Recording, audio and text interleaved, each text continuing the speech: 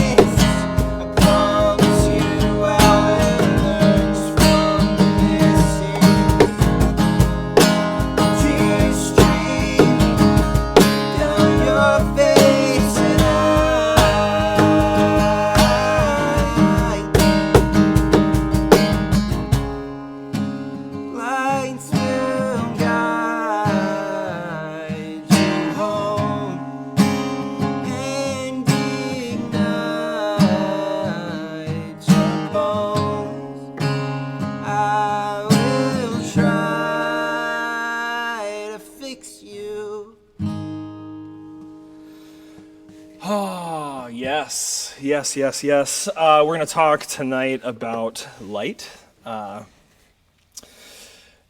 the light that guides us home. I guess. Welcome to Collective. Welcome to Advent. This is week 2 of Honest Advent. If you're not familiar with that, if you have no idea, by the end of tonight you'll have a lot more details, you'll understand, you'll have a plan of action for how you can be involved, there's ways you can serve, or you can just come and enjoy it. So start by getting connected. If you want to be involved, get in the weekly email. You can find that on the Get Connected page at wearecollectivechurch.com. Thanks for being online chatting with us. Let me jump back over here. Hey, Kenny. Hey, Andrea Ruber. Great to see you. Kim Klein is on. Hey, Kim. Hola. Back at you. Hey, Karen and Lewis Long are there. Wendy, great to see you. Dottie with us from the Great White North. Don Saro is on. Awesome. Great to see all you guys from around the corner and around the country. We got snaps for the music. Oh, that was nice. you. Solid. Thank you, guys. That felt good.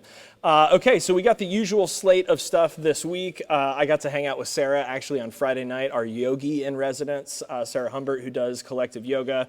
We're talking about what the future holds. We're really still not quite sure. We're keeping an eye on the pandemic, but obviously we'd love to get back in person as soon as we can, safely. So more yoga to come. For now, it'll be on Zoom, so stay tuned. That'll get shared through the collective page tomorrow, or find it on the Road Ohm page. That's Monday at 6. Tuesdays, we're going to have Work of the People at 4. Those have been great groups. This week, especially thanks to Jim for taking notes.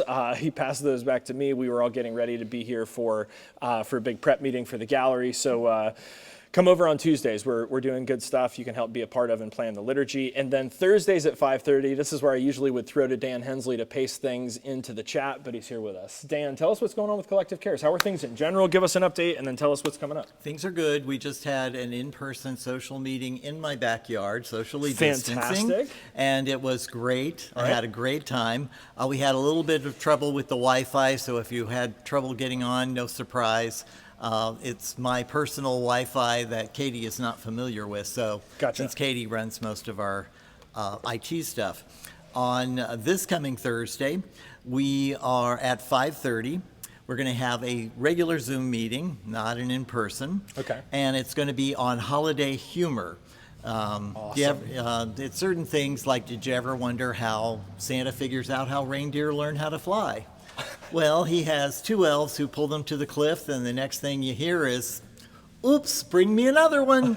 And so Dark. I like it. Right. So if the holidays for 2020 have got you down, this might be a good one to join us for.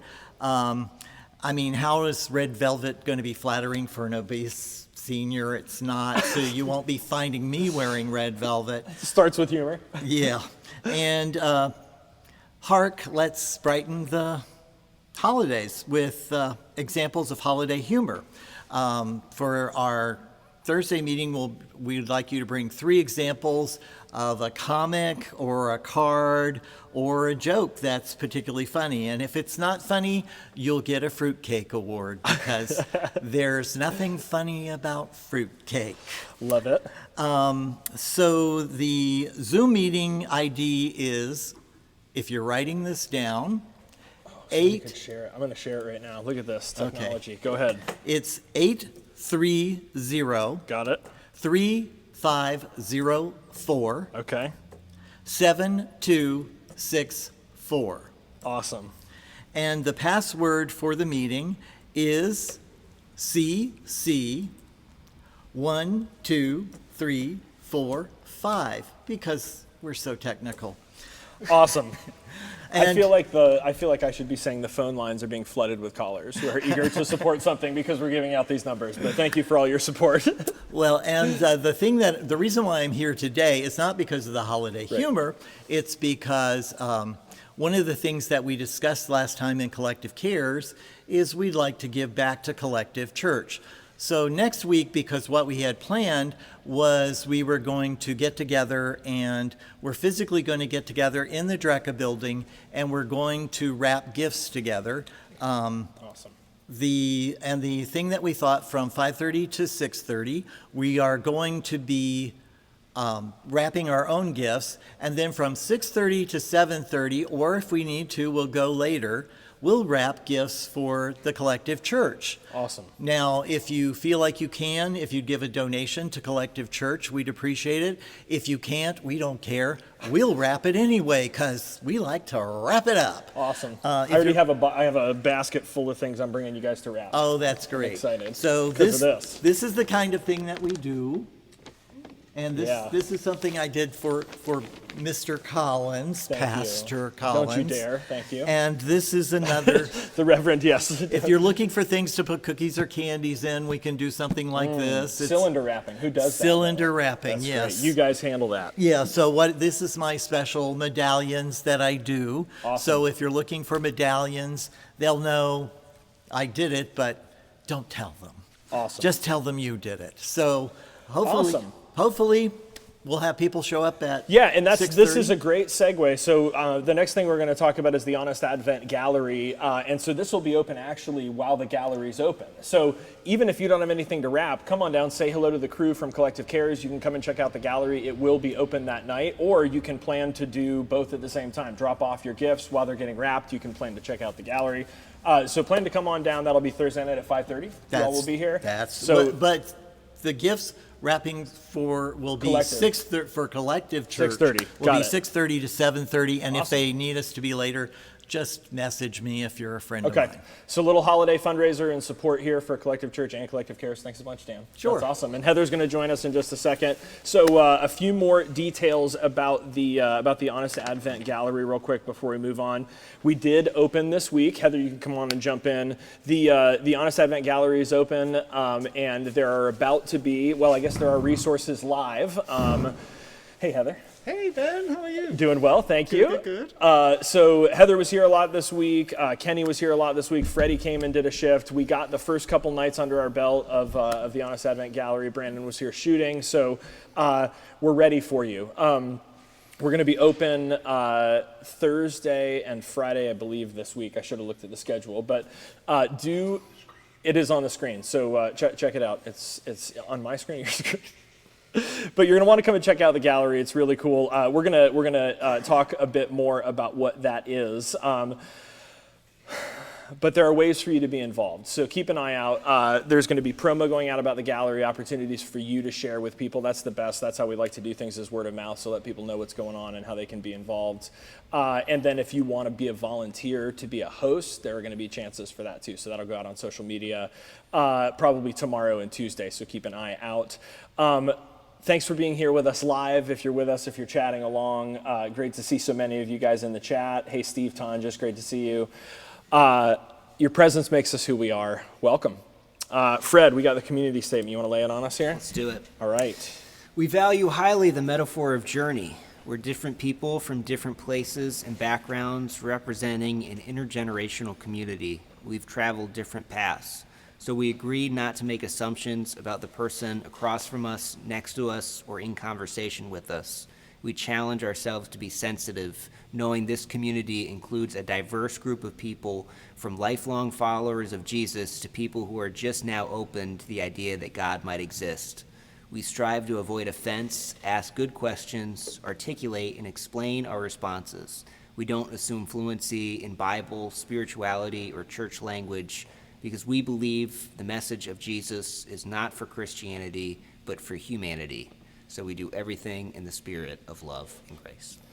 Beautiful. Well said. Thanks, Fred. Thanks. All right. So what we're going to do now, I think Brandon has a couple of these ready for you guys. We're going to have him throw to one of the images from the Honest Advent Gallery. And the image is called Light. And that's going to be sort of the theme. We're going to talk tonight about identity, but the image that we're going to focus on first is light. Rather than doing like a formal Advent candle reading, I wanted to just engage Heather for a minute in conversation about this image and about sort of what we've been talking about and thinking about with light. And she mentioned just before we came on, some of this is going to be recurring in the sermon, and that's okay. It's okay if you hear this stuff. But particularly these two images from Scott Erickson, who's the author of the book and then also the artist in the show. These are two images from the show that deal particularly with light imagery. So the one obviously is called Light and the other is called Given. So we're going to look first at the light imagery, which is just the hand holding like the match, and it's got the light and the fetus in it. I should have introduced Space Baby. You know, I feel bad. If I could get a redo, I would have introduced Freddie, and then Dan, and then Heather, and then Space Baby. Space Baby's with us tonight. You can come see, yes, as always, Space Baby is always with us, yes. We got neighbors who are honking at us.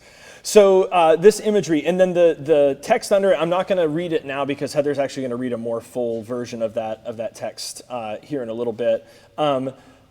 But as the image comes up, as we get ready to light the Advent candle, Heather, I just wanted to ask you to maybe share a couple of the thoughts or sort of key ideas for you. And I know that you did some of the voiceovers for us for the gallery stuff this week. So a lot of the imagery, a lot of the theological ideas, a lot of the traditional seasonal Advent has been kind of swirling in our conversation. So in this image or in this sort of theme, what's kind of jumped out to you? Well, I think when I was researching some of the readings for this week, I was looking through biblical references to light, and it's just everywhere. I mean, It starts off the very first line in the Bible after God creates the formless earth. Is let there be light. Yeah. So before we can even start, we go from nothing to this formless shape, and then the very first thing God decides to do is to make light so that we can see. Yeah. And it's without light we really can't see anything. So without light we literally are stumbling around in the dark, and it's just oftentimes I was thinking oftentimes the darkness is a scary place. Yeah. When we're children, how many of us as children, or how many of us that have children, that they insist that they sleep with the light on, even if it's a small night light. Sure. Because as we get older, though, there seems to be a contrast, because I found that as we get older, we often go towards darkness as that comfortable place. Yes. Yeah. The most intimate restaurants we go to, we want to turn the lights down. Sure. We go to a movie theater, we want to turn the lights down. Yeah. And what do you think we're hiding from? I don't know. I think a lot of those things, I loaded that question, obviously. Do you think we're hiding? a lot of those. I guess that tells what I'm thinking. In a lot of those places, I think we want the darkness for us to be able to focus on the thing that's important. So in the movie theater, the lights go down, but the screen is illuminated. So we're that's not what we're hiding. focusing. We're muting Right. distractions. When we're at an intimate dinner for two, Interesting. we don't want to see everybody else in the restaurant. We want to Yeah. focus on the person that we're with. So Interesting. the lights are down. Well, and I immediately went from a negative perspective, but I went to like the modern worship movement and the way that churches transformed from these colorfully lit stained glass bright auditoriums to basically theaters that are dark with lights focused just on the stage, so that your focus is not on people but on like the show. Sure. Interesting. Yeah. Okay. I like that a lot. That's really And neat. it's interesting you bring up the idea of stained glass as well, because I was Yeah. thinking about those old cathedrals, and obviously the stained glass was a way that that cleargy could present the liturgy to the people that possibly couldn't read for themselves. Yeah, visually. So they could visually depict the Bible stories and on those and the messages on those images on those windows. But one of the things that struck me was, in a dark church on a Sunday morning, or in a dark church at evensong, those would be flat images. Kind of dark even. And then when the sun comes out and the rays of the sun go flying through this beautiful stained glass artwork, it transforms them into something which is really magical. Sure. And I think that would have been a great example for those congregations of the transformative nature of light, and of the way that flat story you can read a story and it can be meaningless, or you can illuminate it with these beautiful colors, Right. and When it the can light- change it so much. Yeah, like when the light is moving through it, it Yeah, really is for alive. sure. Wow, awesome. Let's throw that other image up real quick. And actually, Heather, have you got a lighter by any chance? I do.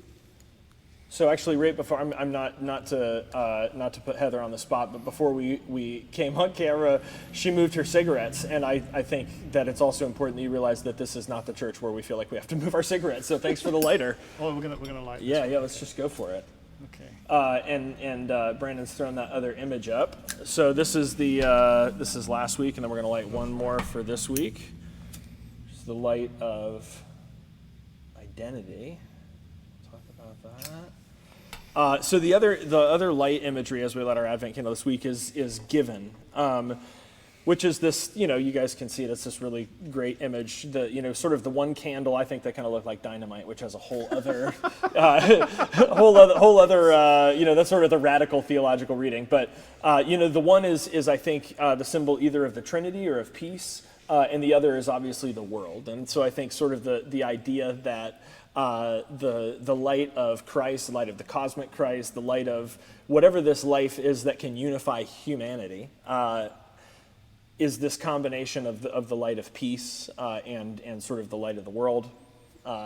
Really, really cool, powerful imagery. So I just wanted to let that kind of be a conversation. Oh, so close for our Advent candle lighting tonight, and also just to model some of the conversations that we're excited to have on the Zoom after the service. So thanks for jumping in for a few minutes, Heather, and you're welcome. stick around, and we've got some other readings coming up in a little bit. Sure.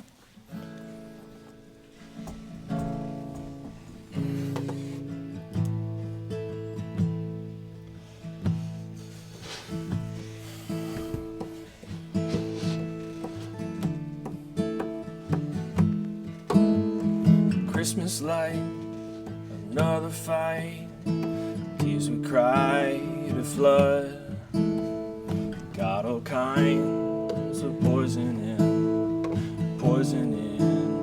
my blood. Took my feet to Oxford Street, trying to right a wrong.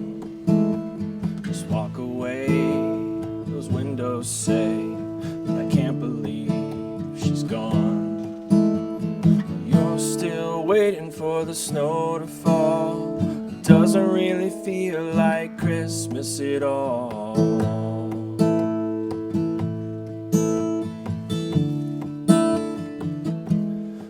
Above candles, oh they flicker and they flow, and we're up here holding on all these chandeliers of hope, like some drunken Elvis singing. I go singing out of tune, singing how I've always loved you, darling, and I always will. You're still waiting for the snow to fall. It doesn't really feel like Christmas at all. Still waiting for the snow to fall. Doesn't really feel like Christmas at all.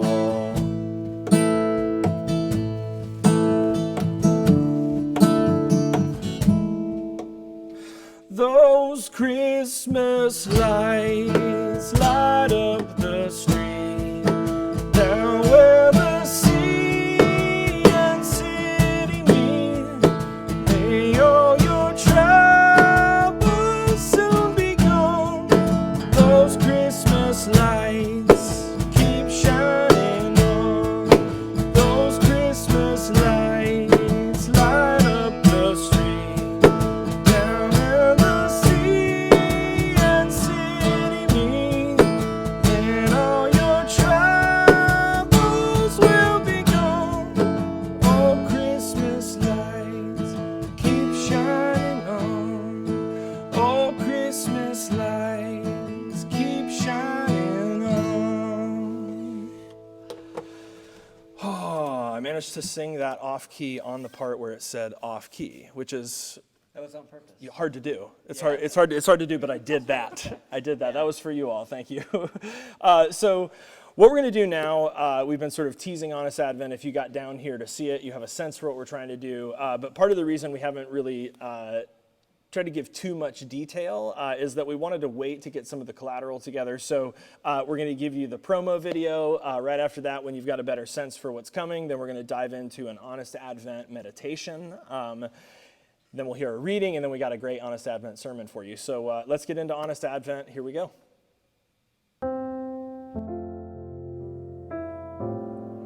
2020 was an absolute parade of misery, according to my favorite comedy newsman, John Oliver.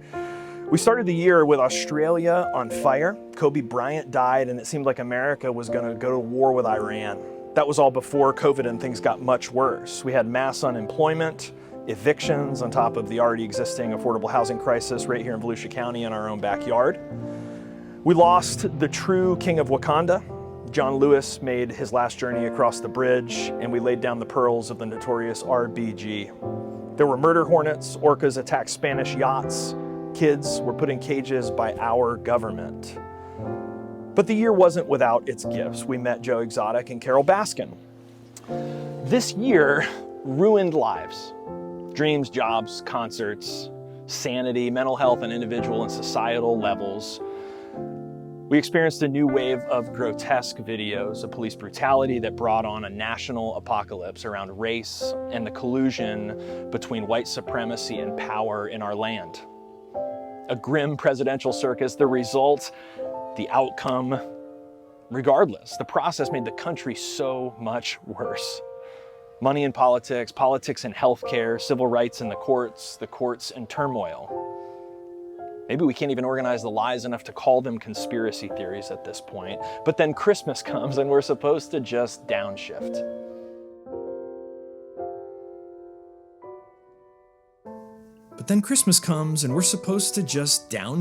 into Emmanuel, God is with us, tinsel lights and warm, happy feelings.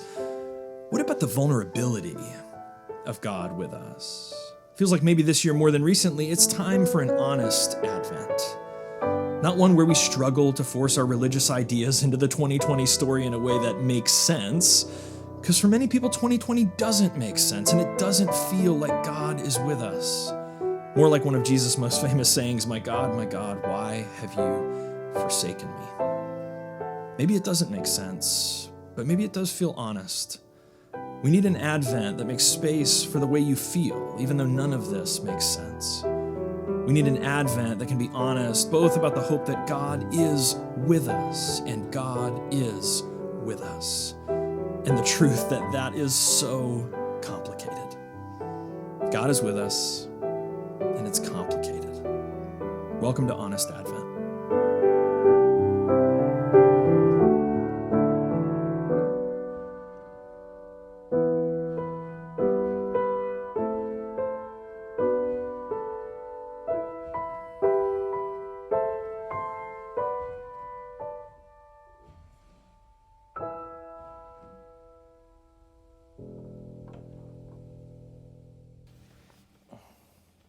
Hey guys, hopefully you get a better sense for what we're trying to do with Honest Advent, and hopefully you can put yourself or find yourself in that kind of story and that sensibility. I want to jump right into one of our Honest Advent art pieces. This will both be our meditation for tonight, but it'll also give you a sense for what's going to be available in just a few days that we'll have the entire gallery. Each piece in the gallery will have a 3-minute unnarrated clip, roughly 3 minute, and then each one will have a narrated portion as well. So we're going to jump in just a second to a piece of the show called Beginning, and you'll have a few minutes where it'll just have some background music. It'll be kind of a dynamic shot that'll move in and then move back out. Again, as always, feel free to use it or not. You can mute it. You can just sit silently with your eyes closed. But the idea is that we're gonna sit and breathe together. So if you want to get comfortable, put your feet on the ground, get to a place where you can breathe. And after a few cleansing breaths, if you want to pick a mantra for tonight, I'm going to use light because that's what we're talking about, or you could use identity, but feel free. to use this 3-minute meditation in any way that's helpful for you. We'll sit silently together for about 3 minutes.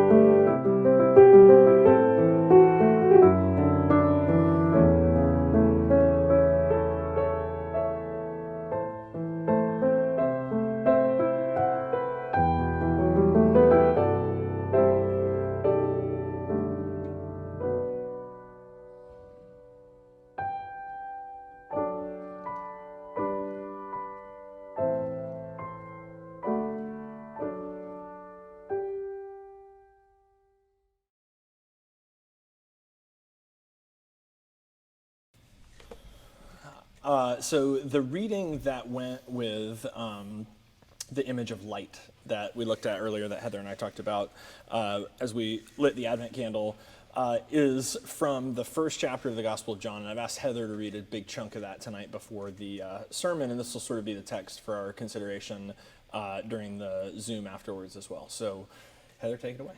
Okay, so John 1, beginning at verse 1. In the beginning was the Word, and the Word was with God, and the Word was God. He was with God in the beginning. Through him all things were made. Without him nothing was made that has been made. In him was life, and that life was the light of all mankind. The light shines in the darkness, and the darkness has not overcome it. There was a man sent from God whose name was John. He came as a witness to testify concerning that light, so that through him all might believe. He himself was not the light. He came only as a witness to the light. The true light that gives light to everyone was coming into the world. He was in the world, and through the world was made through, and though the world was made through him, the world did not recognize him. He came to that which was his own, but his own did not receive him. Yet to all who did receive him, to those who believed in his name, he gave the right to become children of God. Children born not of natural descent, nor of human decision or a husband's will, but born of God. The Word became flesh and made his dwelling among us. We have seen his glory, the glory of the one and only Son, who came from the Father, full of grace and truth. There's a lot there. There's a lot there. If you are, if you're live with us, I'm always open to a one-sentence sermon. So if you want to, if you're bold enough to take a risk and post a single sentence in the Facebook chat. Man, Heather, how do you understand what that passage is trying to say? To put you on the spot, or Fred, No, feel I free to think jump in. so. Going back to our discussion earlier about light, references to light in the Bible, I think one of the overriding themes that I've noticed is that God sends us the light. It illuminates the world. We get to see what it's like, and then we forget. And then God sends another light, and we see the world again, and we're reminded, and then we forget. Yeah, sort of the light comes and goes, dims and brightens. It seems to, and I think at this period in history, we had forgotten. Yeah. And so I think John was preparing that way and saying, "Hey, listen, guys, more light is coming. We're gonna be able to see here." But because it was dark, because the light hadn't arrived yet, a lot of people didn't see. Well, and it's interesting. Yeah, I think last year, I think especially around the campaign for faith, but I also think the last couple years we've sort of talked about. The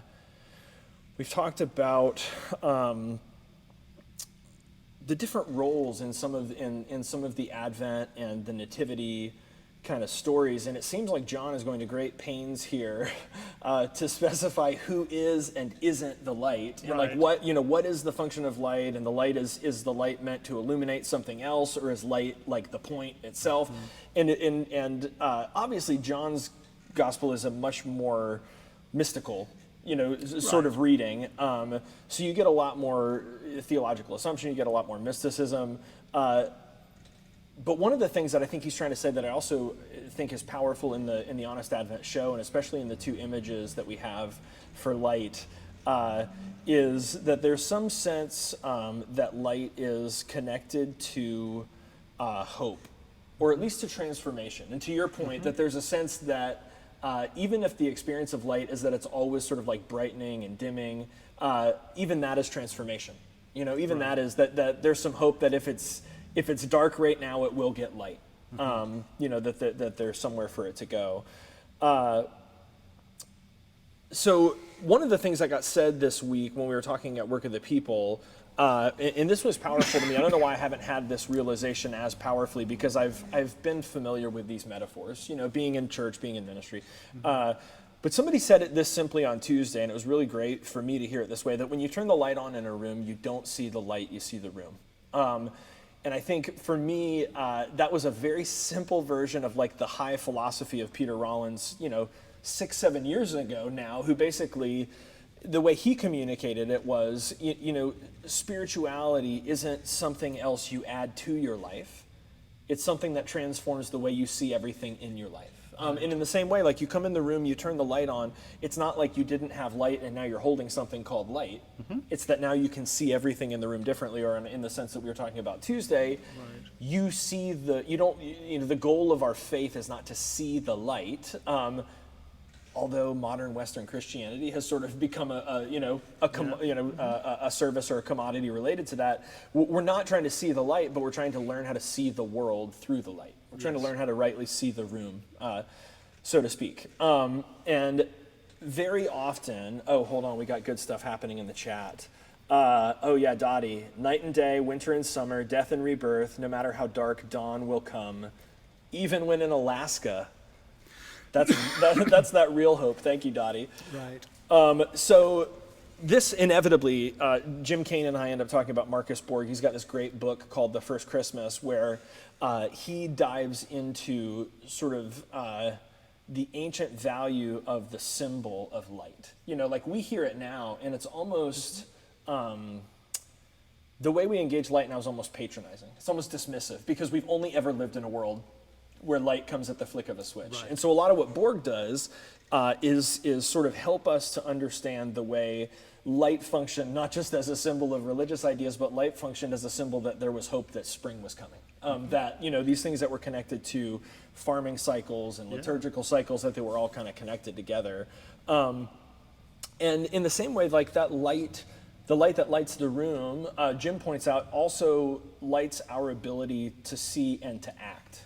And almost in the sense that you were saying, like when the light dims and then it comes back, also in the tradition is the recurring cycle of waking up. Right. Like you said, we need to be reminded. Why is it that we have to come and practice in the liturgy every week? Because we forget, because if you leave the light burning for 7 days, it grows dim, and then that's cool. I really like that. And of course, the other thing to remember there is that whether the light is on or off, the room is still the same. Right. When you turn the light on, the room doesn't suddenly change and fill with all wonderful things. Sure. Just how we see them changes. Right. Yeah. So what once could have been something scary or something that we might trip over, now becomes something that we can embrace and use. So. Well, and man, that great. I love that we're doing this collaboratively. What a healthy way to understand like the mechanism of Christian salvation, because I think in a lot of ways Christianity is presented as the world is a dark room. And the light of Christ is a light that will remove you from a dark room. Right. Right? Like the dark room is hell, and so like you believe the right thing, you don't have to be in the dark room anymore. And the faith that we're offering is not that you get free from the dark room or from hard times or from suffering or near death or whatever, but that we want to practice a way of living that can turn the light on. Right. And we can see, in a lot of cases, the abject horror of the room, but at least we can see it. It's not unknown, and then we can work for justice, and then we can work for peace once we can see. A good analogy for that is no matter how clean you think your kitchen is, get up at 3 o'clock in the morning and turn the kitchen light on Cockroaches. and see what scurries back under the That's refrigerator. right. So the light can be there, and it can show you things that even in the daylight you don't see because they're hidden. But when the light is off and then it comes on again suddenly, then things are illuminated for a little bit, and then you can go under the refrigerator and spray under there or whatever you need to do. Totally, absolutely. Yeah. So let me do this. It's 5:40, and we've got a few more pieces of liturgy. I want to summarize the sermon like this, and I think this is probably foundational base level theology for Collective Church. Like, you're never going to find a website where we have a list of objective theological ideas, but to understand, and I don't even mean here, but I mean like to get in your gut what Collective is about and what we're trying to do. This is core theology, and this is stuff that's right out of John 1. We shared this a bunch and developed this a bunch years ago in a series on 1 John, which is a community that comes out of this gospel. The simple theological truth is this, and I'll unpack it for a second. We'll have Eucharist, and then we'll talk on the Zoom. Simply put, the function of light is to help us see more clearly. Jesus' life helps us see our own lives more clearly. So that's the way Scott puts it. That's the way the author of the book puts it, and the artist in the show. What we've said in the past is this, and this is why I pointed this out with Heather just a second ago, that John tries so hard to acknowledge, John the Baptist is not the light. He comes only as a witness of the light. But the fact that the light is also not the point. That the point of the light is actually to illuminate a certain kind of life. We're not going to get into it all tonight, but if you read the Gospel of John and if you read the letter of 1 John, what you'll learn is that the life that Jesus is the light to illuminate is called eternal life, aeon zoe, which is not about a length of time, it's about a depth and quality of life in this life. If you watch The Mandalorian, the way we would phrase it is, this is the way. It is the way to wholeness, wellness, enlightenment, goodness, Zen. It's been called many things by many people for many, many years. But the idea is Jesus is not the point. Jesus is the light that illuminates that life. Foundational theological stuff for Collective. And I think that's part of what John is trying to get across is, and I put it this way at the opening of the 1 John series, if you imagine a dark theater and the spotlights are on the curtain, when the curtain opens, it's not Jesus standing there. When the curtain opens, what's there in the middle of the stage is eternal life. It's aeon zoe. It's this kind of life that all of us are invited into.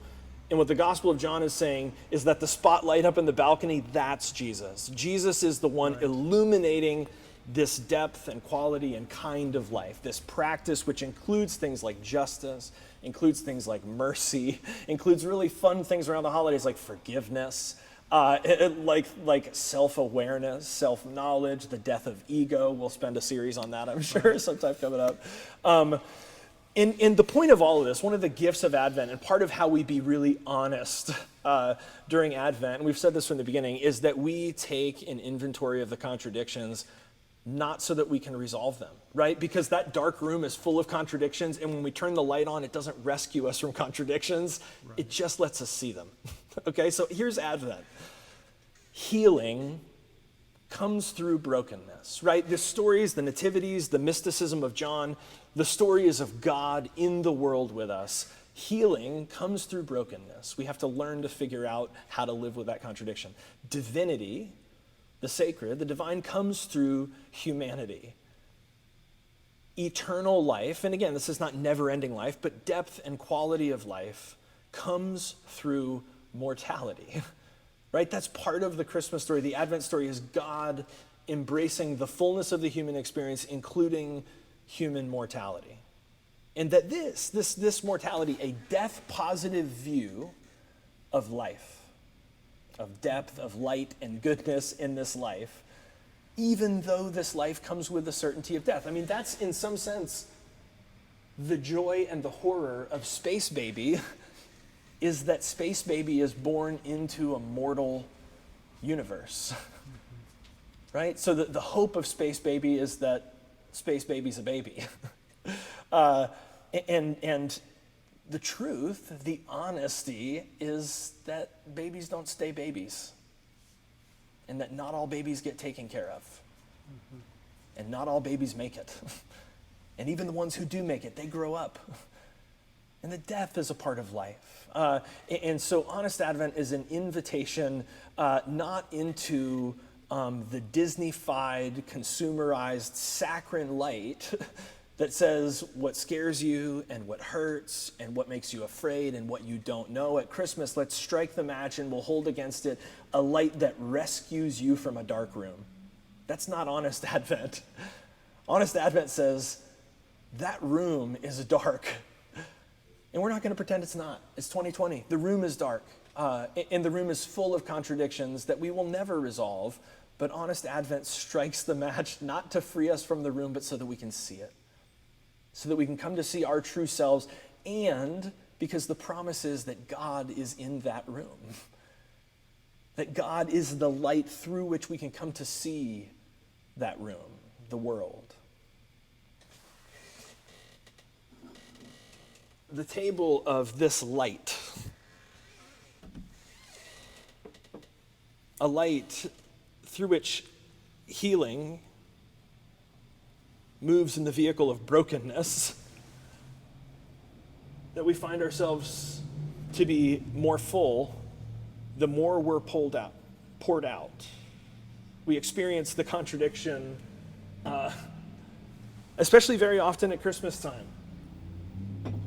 We experience the contradiction of divinity through the very human failings and frailty of the people we love most.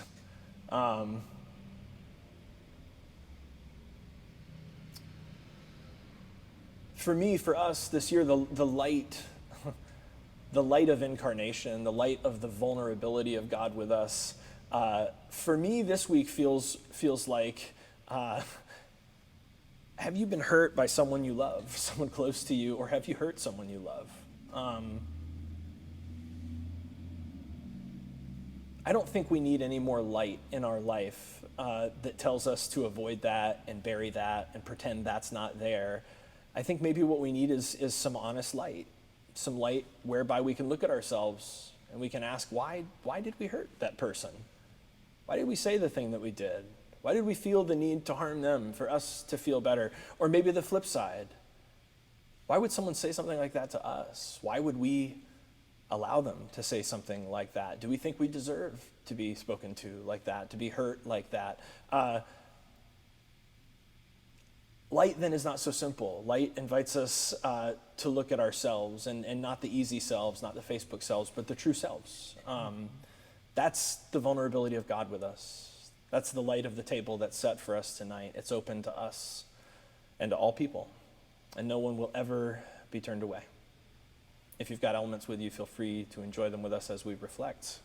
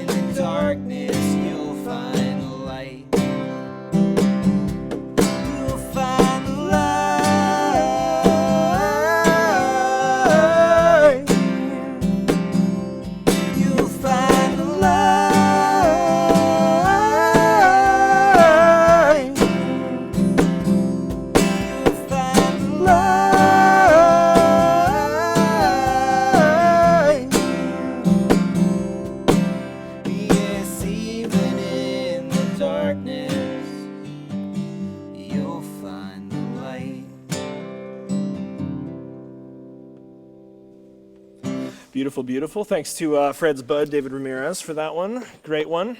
And Heather's got a benediction for us in just a second. If you guys want to get connected to what's going on in the life of Collective Church, go to wearecollectivechurch.com. Sign up for the weekly. If you want to get to know us a bit better, chat with us in person. As you can tell, we like to laugh. We're sort of hamming it up. We don't take ourselves too seriously. So jump on over to the Zoom, introduce yourselves, and you can find us on Facebook, info@wearecollectivechurch.com. Email us if you have any questions. Heather, how about a benediction for us? Okay. It's dark. I'm wrapped in the warm cocoon of my comforter. I'm not asleep, but I'm not awake either. What is that? Over there, in the corner of the room. I pull the comforter up so that just my eyes are exposed, as if that will protect me from the intruder, the monster, whatever that dark, shadowy figure is. I don't move. It doesn't move. I squint into the darkness. Is it staring back, studying me? I don't believe in monsters, but still, I reach out to the nightstand slowly, no sudden movements. I feel for the switch. I turn it slowly. Click! The room is bathed in yellow light. My bathrobe stares back at me, pink and fluffy, immobile and benign. I notice my heartbeat starting to slow. I do an inventory of all the shapes in my room, not quite ready to close my eyes. I roll over and I drift back into a peaceful sleep. Lighten our darkness, we beseech thee, O Lord, and by thy great mercy defend us from all perils and dangers of this night, for the love of thy only Son, our Savior, Jesus Christ. Amen. Amen. You snuck that one in on me. Gorgeous. Let's bring our hands together as a symbol of this intention. First, to our foreheads for clarity of thought, and to our lips for clarity of speech, to our hearts for clarity of action, so that in all that we say and do, love would be our first thought, our first word, and our first deed. Freddie, Heather, Brandon, Space Baby, and to all of you, grace and peace. We'll see you on the Zoom.